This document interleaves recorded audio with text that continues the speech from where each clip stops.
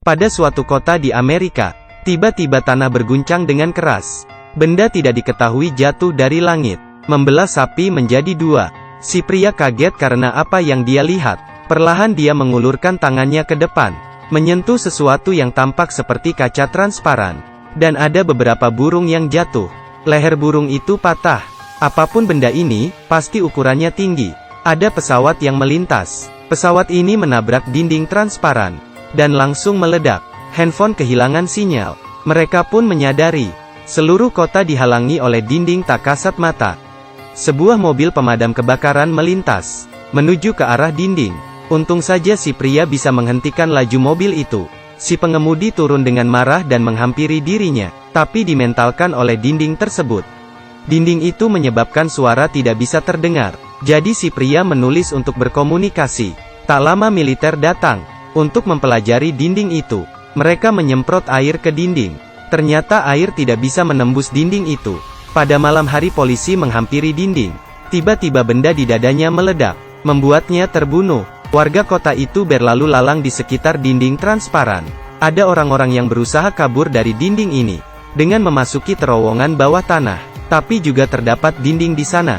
Dinding ini bukan hanya tinggi tapi juga tidak memiliki dasar. Sumber daya di kota akan segera habis. Orang-orang mulai mengambil air di sungai. Tapi air di sungai telah tercemar. Mereka membawa air untuk dites. Mengenai air itu dengan api. Ternyata dinding itu merusak sumber mineral.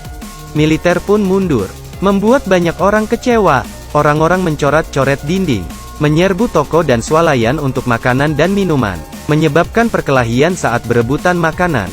Polisi melemparkan gas air mata ke kerumunan. Tapi hal ini tidak menyelesaikan masalah. Situasi semakin memburuk. Polisi mengancam untuk melepaskan tembakan. Dia pun mengeluarkan pistol. Tapi malah turun hujan, membuat semua orang berhenti berkelahi dan kembali tenang. Orang-orang mulai mencari benda untuk menampung air hujan. Kali ini dirinya sadar bahwa hanya turun hujan di dalam dinding tersebut. Sedangkan di sisi sebelahnya tidak turun hujan. Sepertinya sudah ada iklim terpisah di dalam dinding ini. Seorang wanita sedang mengendarai mobil di jalan tol.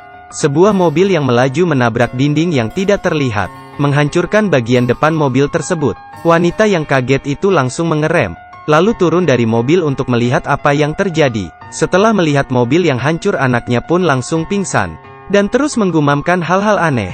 Bintang-bintang pink berjatuhan. Ibunya langsung melarikan anaknya ke rumah sakit. Di rumah sakit Anna bertemu Ricky, dengan gejala yang sama. Setelah diperiksa tubuh mereka baik-baik saja, mereka berdua memutuskan untuk menyelidiki dinding tersebut. Ricky merasa dinding penghalang ini sudah menutupi kota. Pasti ada kekuatan misterius yang memberikan dinding ini tenaga. Tak lama kemudian di tengah dinding tersebut, mereka menemukan tumpukan daun yang mencurigakan. Ricky menyentuhnya dengan pelan, dan dirinya sedikit tersetrum. Mungkin saja yang mereka temukan adalah sumber tenaga dinding. Mereka berdua menggali tumpukan daun itu. Anna membersihkan debu dengan air. Mereka menemukan sebuah kubah kecil. Perbedaannya adalah di dalam kubah ini ada telur berwarna hitam. Ricky berteriak ke telur hitam ini, meminta agar kubah itu dihilangkan. Tapi tidak ada yang terjadi. Mereka berdua meletakkan tangan di atasnya dan meminta. Tapi mereka malah bertemu dengan ibu Anna, yang mendadak muncul di belakang mereka. Anna ragu dan mengangkat tangannya. Tapi tiba-tiba ibunya malah menghilang. Anna merasa bersalah dan lari pulang ke rumah. Sesampainya di rumah, ibu Anna sedang sakit parah. Menghadapi kubah yang tidak kunjung hilang, wali kota mereka tampaknya sudah hilang kesabaran. Pihak militer berencana untuk melancarkan serangan nuklir untuk menghancurkan kubah. Apakah itu akan mempengaruhi orang-orang yang ada di dalam kubah? Mereka tampak tidak peduli.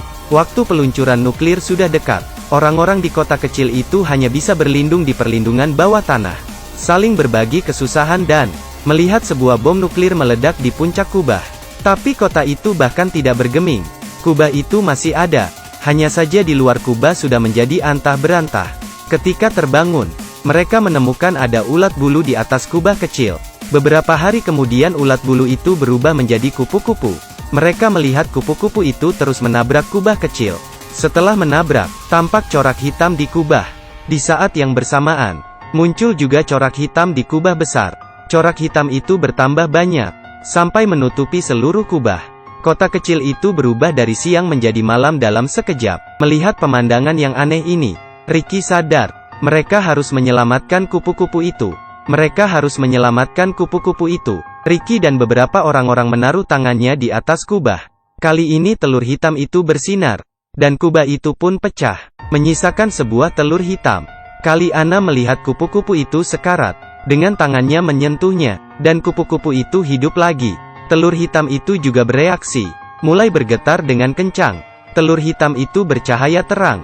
Sekitarnya pun mulai bergetar hebat. Teman Ana mengambil telur itu, dan getarannya pun ikut berhenti. Untuk mengetahui rahasia telur hitam, beberapa orang melihat telur itu, dan membawanya ke hutan tempat telur itu pertama kali ditemukan. Telur itu berada di tangan Ana. Tiba-tiba muncul ibunya di belakang dirinya, berkata ke Ana, "Itu bukan ibunya tapi adalah alien. Alasan kenapa aku berubah menjadi ibumu, hanyalah untuk berkomunikasi dengan manusia, dan kubah yang menutupi kota juga adalah perbuatan kami. Tujuannya adalah untuk mengobservasi manusia. Jika ingin membuka kubahnya, kalian harus melindungi telur hitam ini." Beberapa orang pun melindungi telur hitam, dengan cara membuangnya ke danau. Air pun bersinar pink, dan cahaya mulai keluar dari danau. Langit diterangi oleh cahaya pink. Akhirnya cahaya pink itu berkumpul di kubah, dan corak hitam pun mulai hilang dari kubah. Kubah kembali ke warnanya semula. Tapi kubah tidak menghilang. Ikuti aku. Di musim kedua akan terungkap rahasia dari kubah itu.